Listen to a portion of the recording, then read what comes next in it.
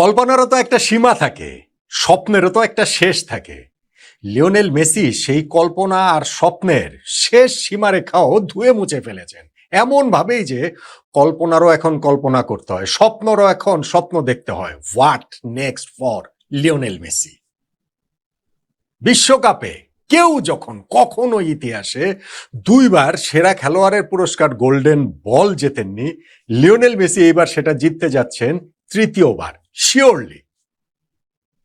Ballon d'Or সর্বোচ্চর যে race, সেইখানে দ্বিতীয়তে আছেন যে ক্রিস্টিয়ানো রোনালদো 5টা নিয়ে, লিওনেল মেসির সেইটা 8টা হয়ে গেছে। এইবার তিনি নবমবারের মতো জিততে যাচ্ছেন শিওরলি। বিশ্বকাপের সর্বোচ্চ গোলদাতার গোল্ডেন বুট অবশ্য মেসি কখনো জেতেনি। ওইটাও একটা বিস্ময়কর ব্যাপার ছিল যে নিজের প্রথম 4 বিশ্বকাপ মিলিয়ে এই মেসির ছিল কেবলমাত্র 6 গোল। সেই মেসি এইবার গোল্ডেন বুটও জিততে যাচ্ছেন ক্যারিয়ারে প্রথমবারের মতো বিশ্বকাপে, প্রায় শিওরলি। বিশ্বকাপটা টানা দ্বিতীয়বারের মতো জিতবেন কিনা প্রশ্নের জায়গা কেবলমাত্র ওইখানটাতেই। স্পেনের বিপক্ষে আর্জেন্টিনার যে ফাইনাল, সেই ফাইনালের রেজাল্ট যেটাই হোক না কেন, আর্জেন্টিনার ডিফেন্ডিং চ্যাম্পিয়ন, তারা তো শিরোপা জিততেই পারে, ঠিক তেমনি স্পেনও শিরোপা জিততে পারে, ওইটা অন্য আলোচনা। কিন্তু মেসিকে নিয়ে যখন আলোচনা করছি, তখন সেই ফাইনালের রেজাল্ট যেটাই হোক না কেন, Lionel Messi surely golden ball, Ballon d'Or এবং মোস্ট প্রবাবলি ওই গোল্ডেন বুটও যে জিততে যাচ্ছেন। কেন, কিভাবে, আমি সেই আলোচনাটাই একটু আপনার সঙ্গে করতে চাই। দেখুন, একটুখানি বলি প্রেডিকশনের কথা। প্রেডিকশনের একটা খেলা আমার খুবই পছন্দ, আমার খুবই ভালো লাগে। যে কোনো টুর্নামেন্ট যে কোনো কিছুর আগেই সেটা করে থাকি। ধরেন ফ্রান্স এই বিশ্বকাপে আমার 1 নম্বর ফেভারিট ছিল, সবগুলো ফেভারিট র্যাঙ্কিং এ তাদেরকে আমি 1 নম্বরে রেখেছি। এখন সেই ফ্রান্স সেমিফাইনালে হেরে গিয়েছে স্পেনের কাছে। স্পেন যে ফেভারিট র্যাঙ্কিং এ আমার 17 নম্বরে ছিল, কিংবা 37 নম্বরে ছিল, কিংবা 63 নম্বরে ছিল, তা তো আর না। স্পেন ছিল 2 নম্বরে। 2 নম্বর দল 1 নম্বর দলকে হারিয়েছে। হারাতে পারে না? হারাতেই পারে। ঠিক তেমনি ভাবে কিন্তু ওইটা নিয়ে অনেকেই আবার ঝাঁপিয়ে পড়েছেন, কোথায় ভাই ফ্রান্স, কোথায় কি হলো না হলো। একটা হচ্ছে গিয়ে ব্যান্টার, একটা হচ্ছে গিয়ে মজা করা, খোঁচাখুচি করা, আমার কোনো তাতে আপত্তি নেই, স্পোর্টসে তো সেই জিনিস থাকবে। কিন্তু অনেকেই খুবই আপত্তিকর ভাবে যে জিনিসগুলো করেছেন, সেইটা আমার কাছে গিয়ে আমার আপত্তির জায়গা। স্পোর্টসের ফান পার্টটা নেন রে ভাই। এত রাগ নিয়ে, এত কষ্ট নিয়ে, এত ক্ষোভ নিয়ে, জীবনের সকল হতাশা যদি এইখানে ঢেলে দেন তাহলে হবে? আপনার যাপিত জীবনের নানান দুঃখ কষ্ট যদি এইখানে যদি হচ্ছে গিয়ে ঝেড়ে দেন তাহলে হবে? হবে না তো। আবার ধরেন আর্জেন্টিনা ইংল্যান্ড যে ম্যাচ, সেই ম্যাচের প্রেডিকশন তো আর্জেন্টিনার জয়ের করেছিলাম। আর্জেন্টিনা 55%, ইংল্যান্ড 45% করেছিলাম না? হয়েছে তো, মিলেছে তো। এখন প্রেডিকশনটা এরকম, এটা হবে হবে না। আমি আর্জেন্টিনাকে 3 নম্বরে কেন রেখেছি, ইংল্যান্ড 4 নম্বরে, কেন 1-2-তে ফ্রান্স এবং স্পেনকে রেখেছি, সেই ব্যাখ্যা তো দিয়েছি রে ভাই। তো এটা যে সবকিছুই হতে হবে তেমন তো কোনো কথা নাই। কিন্তু এইটা নিয়ে যদি খোঁচাখুচি করেন, আমার তাতেও কোনো আপত্তি নাই। খোঁচাখুচি তো হবেই, স্পোর্টসে সেই জিনিস থাকবে না? ওই জিনিস তো ওইটা থাকবে। কিন্তু যখন জিনিসটাকে একটু ওই আপত্তিকর জায়গায়, অশ্লীল জায়গায় চলে যায়, which is bad, এবং সেটাতে হচ্ছে কি যারা করেন তাদের জন্য আমার করুণা হয়, এই সেন্সে যে তারা স্পোর্টসের ফান পার্টটা মিস করছেন। আচ্ছা যাক, ঠিক আছে, ওটা এখন আপনি করলে আপনি করবেন, আপনার সঙ্গে তার আমি এটা নিয়ে মারামারি করতে পারবো না, করেন সেটা আপনি আপনার মতো করে করেন। আমি জাস্ট করলে আমার অবস্থানের কথাটা জানিয়ে দিলাম। লিওনেল মেসির কথাটা বলছিলাম যে মানব কল্পনার, মানব স্বপ্নের সকল সীমারেখা তিনি আসলে ছাড়িয়ে চলে যাচ্ছেন গোল্ডেন বলের হিসাবটা থেকে ধরি, ধরুন গোল্ডেন বুটটা যেটা হচ্ছে কি নাও জিততে পারেন, সেই জায়গাটা থেকে ধরি। ভাবা যায় লিওনেল মেসি তার প্রথম প্রপার ওয়ার্ল্ড কাপটাতে একটা গোলও করতে পারেন নাই? ভাবা যায়? 2010 বিশ্বকাপ, ডিয়েগো ম্যারাডোনা যেই আর্জেন্টিনার কোচ, মেসি তার আগে 2006 বিশ্বকাপ খেলেছেন, একটা গোল করেছেন, কিন্তু মেসি তখনও মেসি হয়ে ওঠেননি। অতএব তিনি ওই জায়গাটাতে, ইনফ্যাক্ট তিনি 11-এরও প্লেয়ার ছিলেন না। ইনফ্যাক্ট যেই ম্যাচটাতে আর্জেন্টিনা জার্মানির কাছে হেরে বাদ হয়ে গেল, সেইখানে কোচ হোসে পেকারম্যান কেন মেসিকে ইউজ করলেন না, সেটা নিয়ে অনেক আলোচনা সমালোচনা এখনো হয়। তার প্রথম বিশ্বকাপ 2010, সেই বিশ্বকাপে মেসি একটা গোলও করতে পারলেন না। হ্যাঁ, 2014 বিশ্বকাপে গিয়ে তিনি দলকে ফাইনালে তুলেছিলেন, সেই পথে 4টা গোল করেছেন। 2018 বিশ্বকাপে মেসি আবার মাত্র একটা গোল করেছেন। তার মানে দেখেন, 2006-এ 1 গোল, 10-এ 0 গোল, 14-তে 4 গোল, 18-তে 1 গোল। প্রথম 4 বিশ্বকাপ মিলিয়ে মেসি করেছিলেন মাত্র 6 গোল। প্রথম 4 বিশ্বকাপে মেসি 6 গোল করেছেন। 5 নম্বর বিশ্বকাপে 2022 সালে 1 বিশ্বকাপে 7 গোল করেছেন। 6 নম্বর বিশ্বকাপে 2026 সালে 1 বিশ্বকাপে 8 গোল করেছেন। একটা ম্যাচ এখনো বাকি রয়েছে।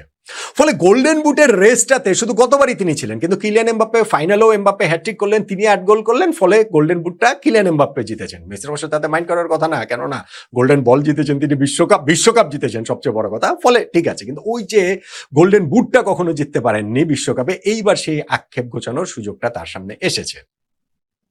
কিলিয়ান এমবাপ্পে এই সেকেন্ড সেমিফাইনালটার আগ পর্যন্ত লিড করছিলেন, প্রথম সেমিফাইনাল আগে তো বটেই, সেখানটাতে যেহেতু এমবাপ্পে কিছু করতে পারেননি, টুর্নামেন্ট থেকে বিদায় হয়ে গেছে, লিওনেল মেসির সামনে এই সেকেন্ড সেমিফাইনালের যে জায়গাটার আগে যে হিসাবটা ছিল যে এমবাপ্পে মেসি দুজনের 8 গোল, কিন্তু এমবাপ্পের যেহেতু 3টা অ্যাসিস্ট, মেসির অ্যাসিস্ট ছিল 2টা, ফলে মেসি ওই গোল্ডেন বুটের হিসাবটাতে গোল সংখ্যা সমান হলে সেকেন্ড টাই ব্রেকটা হচ্ছে গিয়ে অ্যাসিস্টের। মেসি ইংল্যান্ডের বিপক্ষে সেকেন্ড সেমিফাইনালে 2টা অ্যাসিস্ট করে ফেলেন, ফলে আর্জেন্টিনাকে তিনি যে ফাইনালে তুললেন সেইখানে তার যে 2টা অ্যাসিস্ট, তাতে করেই কিন্তু 8 গোলের সঙ্গে তার 4 অ্যাসিস্ট হয়ে গেল, কিলিয়ান এমবাপ্পের 8 গোলের সঙ্গে 3 অ্যাসিস্ট, ফলে গোল্ডেন বুটের রেসটাতে মেসি এগিয়ে গেলেন। ফাইনালটাতে তো সেটা এগিয়ে নেওয়ার সুযোগ তো আরো মেসির রয়েছে, গোলে রয়েছে, অ্যাসিস্টে রয়েছে। ভাই গত 11টা ম্যাচ বিশ্বকাপে, এই বিশ্বকাপে সব ম্যাচ তো বটে, গত বিশ্বকাপের শেষ 4টাও যদি ধরেন হয় গোল বা অ্যাসিস্ট মেসির আছেই। সো ফাইনালি স্পেনের বিপক্ষে ওরকম কিছু করবেন সেটা তো প্রত্যাশিত।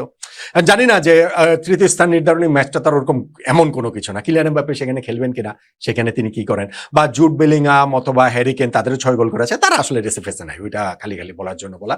আমার কাছে মনে হয় যে কিলিয়ান এমবাপ্পে এক কথা, কিন্তু মনে হচ্ছে যে এই গোল্ডেন বুটটা মেসি ক্যারিয়ারে প্রথমবারের মতো জিততে যাচ্ছেন। গোল্ডেন বল আমি বলছি শিওরলি তিনি জিততে যাচ্ছেন। কেন শিওরলি জিততে যাচ্ছেন? ভাই গোল্ডেন বল টুর্নামেন্টের সেরা খেলোয়াড়, সেরা খেলোয়াড়ের হিসাবটা হচ্ছে গিয়ে এই ফাইনালের ম্যাচ হয়ে যাওয়ার পরে কিন্তু এইটার নির্ধারিত হয় না, ভোটাভুটি হয় না, বা ওইটার হচ্ছে গিয়ে যে কে সেরা খেলোয়াড়, এইটা ভাই ফাইনালের আগেই হয়ে যায়। ফলে ফাইনালে যেই দলকে তোলা হয় সেইটা খুব গুরুত্বপূর্ণ ফাইনালিস্টদের ক্ষেত্রে, তাদের মধ্যে থেকে একজন হওয়াটা খুব স্বাভাবিক। আমি একটু মনে করে দিই, 1998 বিশ্বকাপ ফাইনালে ব্রাজিলের রোনালদোর কি দুঃস্বপ্নের ফাইনালটা গিয়েছিল মনে আছে? কিন্তু সেই বিশ্বকাপের সেরা খেলোয়াড়ের গোল্ডেন বল জিতেছিলেন রোনালদো ব্রাজিলের। ফাইনালটা সেখানে ধর্তব্যের মধ্যে ছিল না। 2002 বিশ্বকাপ ফাইনালটাতে অলিভার কান কি ব্লান্ডারটা করেছিলেন, রোনালদো যে গোলটা দিয়ে দিলেন, 2টা গোল তিনি দিলেন, একটা তো হচ্ছে অলি কানের ব্লান্ডার থেকে।